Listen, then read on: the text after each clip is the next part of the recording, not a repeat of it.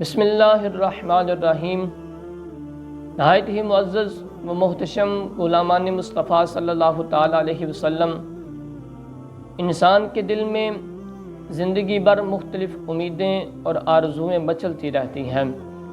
جن میں سے بعض کو وہ پورا کر لیتا ہے اور بے شمار ایسی بھی ہوتی ہیں جنہیں پورا کرنا اس کے بس میں نہیں ہوتا۔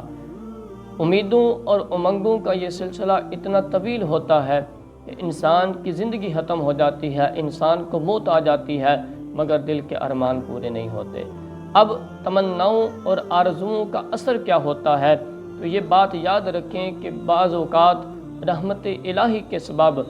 صرف اچھے کام کی نیت پر بھی بے پناہ اجر اور ثواب ملتا ہے، جبکہ بہت مرتبہ برے کام کی تمنا انسان کو لے ڈوبتی ہے۔ حضرت ابو کبشہ انماری رضی اللہ تعالیٰ عنہ سے روایت ہے، آپ فرماتے ہیں کہ حضور نبی کریم صلی اللہ تعالیٰ علیہ وسلم کا یہ فرمان بھی موجود ہے۔ آقا علیہ الصلوۃ والسلام ارشاد فرماتے ہیں، انما الدنیا لاربعۃ نفر، یعنی یہ دنیا والے 4 حالتوں پر ہیں۔ سب سے پہلی حالت وہ شخص جسے اللہ تعالیٰ نے علم بھی عطا فرمایا اور اس کو مال سے بھی نوازا ہے، وہ اپنے مال سے متعلق باری تعالیٰ کی بارگاہ سے ڈرتا ہے، یعنی نہ حرام طریقے سے کماتا ہے اور نہ ہی ناجائز کاموں کے اندر خرچ کرتا ہے اور صلہ رحمی کرتا ہے اور اپنے مال میں اپنے اللہ تعالیٰ کا حق تسلیم کرتا ہے، تو اللہ رب العزت اس بندے کو یہ شان عطا فرماتا ہے کہ اس کو سب سے افضل ترین درجہ عطا فرما دیتا ہے۔ یعنی یہ بندہ نہ تو حرام طریقے سے کماتا ہے اور نہ ہی ناجائز کاموں میں خرچ کرتا ہے، تو اللہ اس کو بلند ترین درجے پر پہنچا دیتا ہے۔ اور دوسرا وہ شخص جس کے پاس علم تو ہے، وہ اللہ کی بارگاہ سے ڈرتا بھی ہے، اللہ کی بارگاہ میں خرچ کرنے کی نیت رکھتا ہے، مگر اس کے پاس مال نہیں ہے۔ وہ یہ نیت رکھتا ہے کہ اگر میرے پاس بھی مال ہوتا تو میں اس کو اللہ کی راہ میں خرچ کرتا، تو اللہ اس کی سچی نیت کی وجہ سے اس کو بھی اس کے برابر ثواب عطا فرما دیتا ہے۔ یعنی ایک وہ شخص ہے جس کے پاس مال بھی ہے، علم بھی ہے، تو وہ اللہ کی راہ میں خرچ کرتا ہے، اور ایک وہ ہے جو اللہ کی بارگاہ سے ڈرتا تو ہے، وہ اللہ کی راہ میں خرچ کرنے کی نیت رکھتا ہے، مگر اس کے پاس مال نہیں ہے، مگر اس کی سچی نیت کی وجہ سے اللہ اس کو بھی اس مال خرچ کرنے کے برابر ثواب عطا فرما دیتا ہے۔ اور تیسرا فرمایا وہ شخص جس کے پاس مال ہے مگر اس کے پاس علم نہیں ہے، تو وہ اپنے مال کو خلط ملط کرتا رہتا ہے، یعنی حلال اور حرام ذرائع سے کماتا ہے اور پھر جائز اور ناجائز کاموں میں خرچ کرتا ہے، اپنے مال سے متعلق باری تعالیٰ کی بارگاہ سے ڈرتا بھی نہیں ہے، نہ صلہ رحمی کرتا ہے اور نہ ہی اپنے مال میں اللہ تعالیٰ کا حق تسلیم کرتا ہے، تو اللہ تعالیٰ اس کو سب سے بدترین درجے پر پہنچا دیتا ہے۔ اور چوتھا فرمایا وہ شخص جس کے پاس نہ مال ہے نہ ہی اللہ نے اس کو علم عطا فرمایا ہے، مگر اس کی یہ نیت ہے کہ اگر میرے پاس مال ہوتا تو میں بھی فلاں کی طرح عمل کرتا، یعنی میں بھی اس کو نافرمانیوں اور ناجائز کاموں کے اندر خرچ کرتا، تو اللہ اس کی نیت کے برابر اس کی نیت کی وجہ سے اس کو بھی گناہ دیتا ہے اور ان دونوں کا گناہ برابر ہوتا ہے۔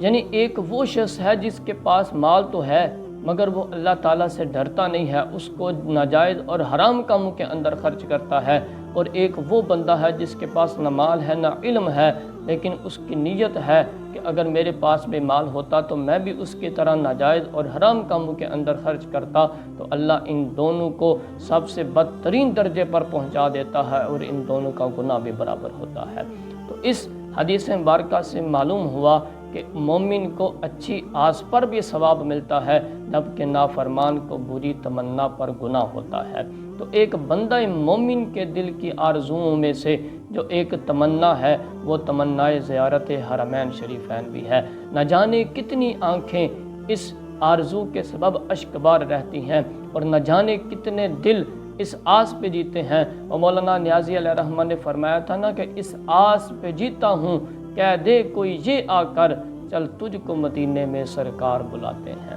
تاریخ شوق حج و عمرہ اور زیارت مدینہ منورہ زادہ اللہ شرف و تعظیمہ کے ایسے حسین واقعات سے بری پڑی ہے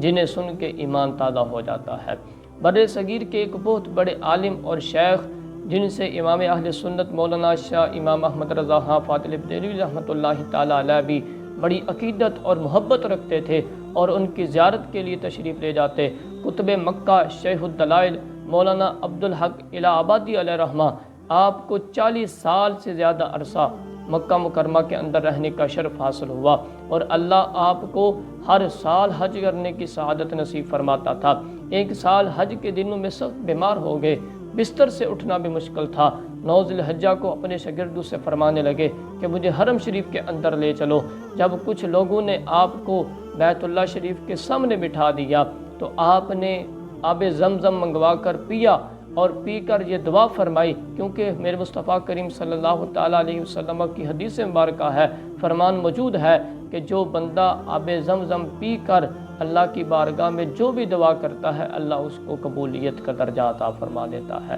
اللہ اس کو اپنی بارگاہ میں قبول فرما لیتا ہے۔ تو انہوں نے جب آب زمزم پی کر اللہ کی بارگاہ میں یہ دعا کی کہ اے اللہ، مجھے اس سال بھی اپنے گھر کا طواف کرنے سے محروم نہ کرنا، مجھے اس سال بھی حج کرنے کی طاقت نصیب فرما۔ تو روایات کے اندر آتا ہے کہ اسی وقت اللہ نے آپ کو ایسی قوت عطا فرمائی کہ وہ خود اپنے پاؤں پر کھڑے ہو گئے اور عرفات شریف تشریف لے گئے اور وہاں جا کر اپنے حج کو مکمل ادا فرما لیا۔ تو اس روایت سے پتہ یہ چلا کہ جب انسان کی نیت سچی ہو، اگر اللہ اور اس کے رسول کی بارگاہ سے امید ہو تو پھر اللہ اور اس کا رسول کرم فرما دیتے ہیں۔ تو ہمیں بھی اللہ اور اس کے رسول کریم صلی اللہ تعالیٰ علیہ وسلم سے یہ امید رکھنی چاہیے اور دعا کرنی چاہیے کہ بڑی امید ہے، سرکار قدموں میں بلائیں گے، کرم کی جب نظر ہوگی مدینے ہم بھی جائیں گے، اگر جانا ہوا مدینے ہم غم کے ماروں کا، مکین گنبد حضرا کو حال دل سنائیں گے، قسم اللہ کی مجھ کو وہ منظر دید نہیں ہوگا، قیامت میں رسول اللہ جب تشریف لائیں گے۔ تو ہمیں اللہ رب العزت کی بارگاہ سے ہر وقت یہ دعا کرنی چاہیے کہ اللہ ہمیں اپنے اور اپنے پیارے رسول کریم صلی اللہ تعالیٰ علیہ وسلم کی محبت بھی عطا فرمائی، اور ہمیں اپنے اور اپنے پیارے حبیب صلی اللہ تعالیٰ علیہ وسلم کے گھر کی زیارت بھی نصیب فرمائے۔ آمین بجاہ النبی الکریم الامین۔